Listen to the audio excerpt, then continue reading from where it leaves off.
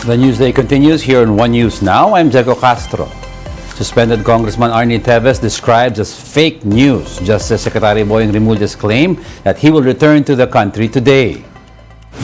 Remulla earlier said that Teves is expected to come back to the Philippines today, May 17th, citing a source that has access to flight operations. The Justice Secretary believes Teves is finding it difficult to fly to another country, leaving him no choice but to return to the Philippines. But in an exclusive interview with News 5, the suspended congressman says the information that Remulla received was not correct. The government has been urging Teves to come back to the country and face allegations linking him to the killing of Negros Oriental Governor Roel Degamo. Hindi ko nga alam kung saan niya nakuha yan. Dapat tinanong niya si ako, di ba? Anong kasong ipa-file nila sa akin? Gawa-gawa nilang kaso. In a text message to News 5, Teves' lawyer Ferdinand Topacio also declined to comment on Remulla's statement. Topacio noted, though, that the media will find out today or tomorrow whether Remulla's source was reliable. The message was followed by a laughing emoji. In a Facebook post, Teves also wrote, "Ready na ba ang lahat?" seemingly in response to Remulla's claim that he will return to the country today. Teves tells News 5 that the post was just a joke, noting that he never announced that he will come back home. Anong masama doon sa Reddit? Sinabi ko bang uuwi ako?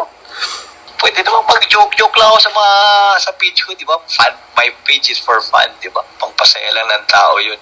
Ready na ba all? Some Filipino victims from human trafficking in Cambodia have finally arrived home in Manila. In a post on Facebook, the Migrant Workers Department shared photos of the arrival of the 16 human trafficking victims. This is in line with the agency's efforts to curb human trafficking after it had been unearthed during Congress hearings that there were Filipinos who were illegally recruited to work for cryptocurrency scam syndicates in Cambodia and Myanmar. The agency says that they were able to rescue the Filipinos with the help of the Philippine Embassy in Cambodia. Aviation authorities no longer push through with the planned airspace shutdown during its scheduled replacement of the uninterrupted power supply at the Ninoy Aquino International Airport. According to the Civil Aviation Authority of the Philippines, or CAAP, they were able to upgrade two old UPS without shutting down the airspace. CAAP also says what was originally scheduled as 6-hour maintenance procedure had been accomplished in 2 hours. A UPS serves as a power source for the airport's communications, navigations, and surveillance system for airport management during power interruptions.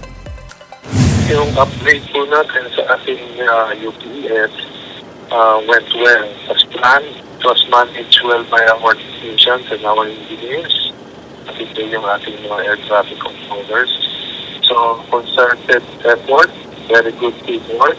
Kaya po, transfer natin ang power from the old UPS to standby UPS. So, wala pong naging epekto sa ating operation.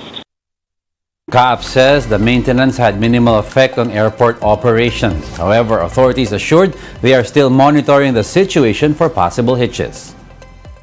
As per our monitoring, wala po dapat na apektuhan doon sapagkat our communication and radar, wala po, continuous ang operation niya. Wala po kami nalaman na wala rin po kami na-receive ng manual timer or whatever. So, everything went well po. We'll be back with more stories after the break. Keep it here on One News.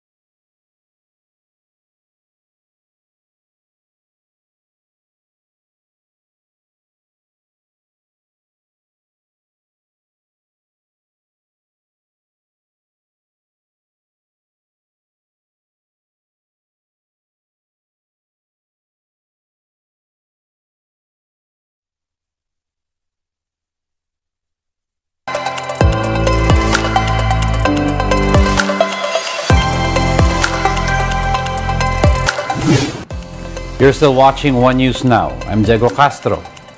The Agriculture Department is now studying the plan to import some 22,000 metric tons of onion this year. DA Assistant Secretary Rex Estoperez said the volume is based on the country's monthly consumption. He said the additional supply aims to cut the prices of the commodity to at least 70 pesos per kilo. Onions are currently being sold in wet markets and supermarkets at as much as 200 pesos per kilo. Estoperez added that they will coordinate with local governments to ensure right pricing and enough supply. One of the alternatives that we're considering is that we will collaborate with the Metro Manila Mayor's League.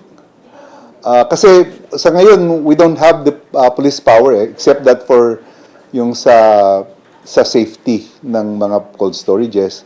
Pero police power insofar as yung compelling the traders to release the onions. Let them release in order to address also the price in the market na masyadong mataas.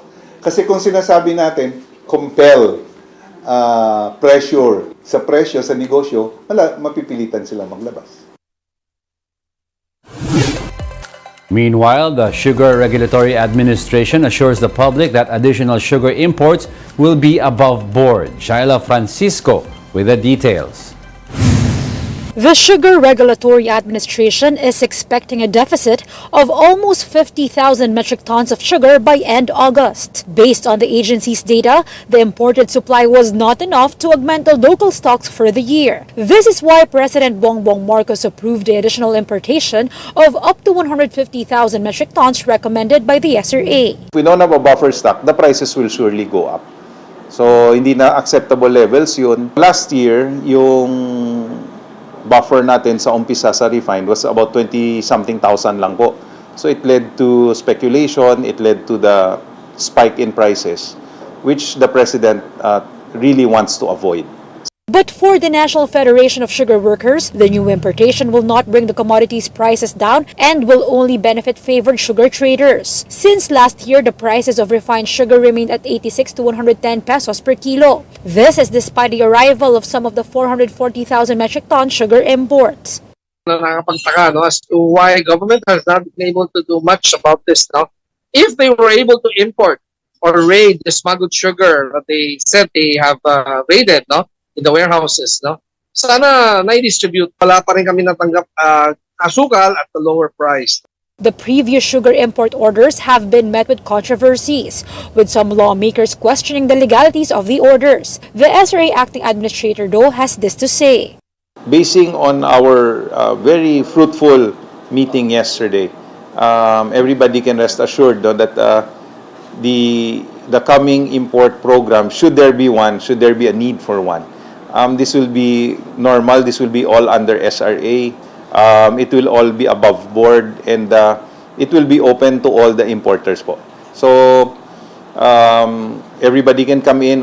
The agency will finalize the exact amount of the additional importation by May. The additional imports are expected to arrive before September. Shaila Francisco, we are One News.